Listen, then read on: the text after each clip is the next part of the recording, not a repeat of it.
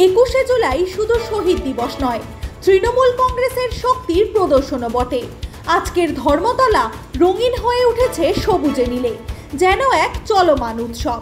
দূর দূরান্ত থেকে লোকজন ছুটে এসেছে, উত্তরবঙ্গ, সুন্দরবন, মালদা, মুর্শিদাবাদ, খড়গপুর থেকে।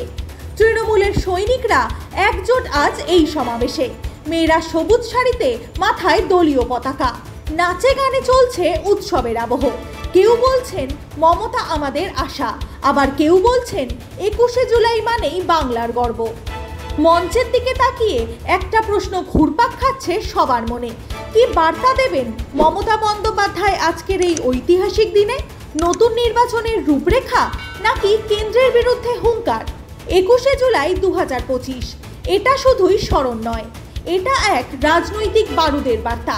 পাল্টে যেতে পারে রাজ্যের রাজনীতির গতি প্রকৃতি।